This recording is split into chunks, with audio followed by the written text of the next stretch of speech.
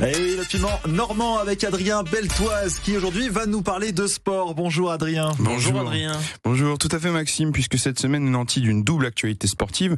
On commence avec 2 Canets récompensés au trophée de la Ligue nationale du handball, Ryan Zozo et Jean-Emmanuel Kouassi, tous 2 membres des Vikings. Bravo à eux. Bon, ils ne joueront plus à Caen la saison prochaine, mais on n'est pas rancunier, vous le savez. Jean-Emmanuel Kouassi va même jouer à Rennes l'an prochain, mais encore une fois, nous ne sommes pas rancuniers. S'il ne veut plus être un viking viril avec un beau casque à cordes, mais jouer du bignou en 3e mi-temps avec une bigoudaine, libre à lui. Non, vraiment, cher auditeur, restez calme, c'est son choix, respectez-le, même si vous pensez comme moi que c'est là un sacré coup de couteau dans le dos, parce que reprenez-vous, monsieur Kouassi, ce transfert, c'est l'équivalent d'un joueur PSG qui irait vers l'OM, ou l'inverse. Pourquoi nous faire ça, Jean-Emmanuel? Jean-Em, t'aimes le cidre, la pluie, la mauvaise foi. Reviens en Normandie.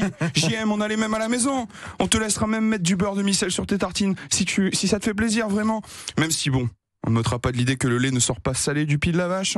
La vache ne mange pas de chips, à ce que je sache. Par ailleurs, il est plus facile de rajouter du sel sur du beurre d'eau que d'enlever le sel du beurre de micelle. Mais bon, moi je ne dis ça, je ne dis rien. Adrien, on s'égare. Une autre actu peut-être? Oui, pardon.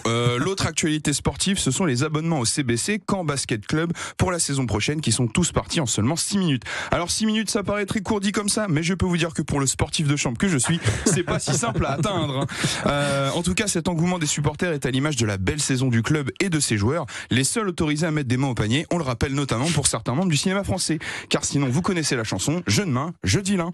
Un adage qui ne se vérifie cependant pas cette année, puisqu'avec ses succès en handball et en basket, la balle à la main réussit à Caen, et c'est bel et bien la balle au pied que notre ville pédale dans la Torgoule.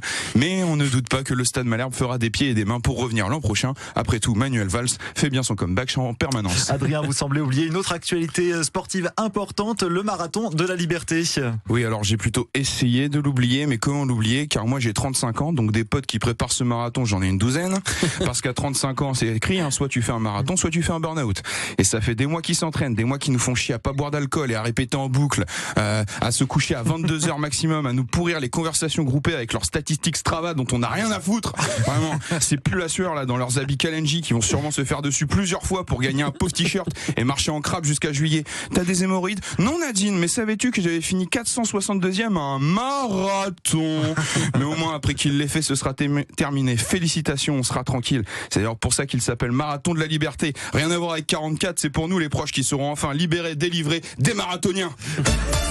Adrien Beltoise à la barre du Caen Comedy Club qui reçoit ce samedi l'humoriste Avril au El Camino. Il reste quelques places. Merci Adrien Beltoise. Merci à vous, à la semaine prochaine. Voilà, toutes les infos et réservations sur Instagram, Facebook, Caen Comedy Club.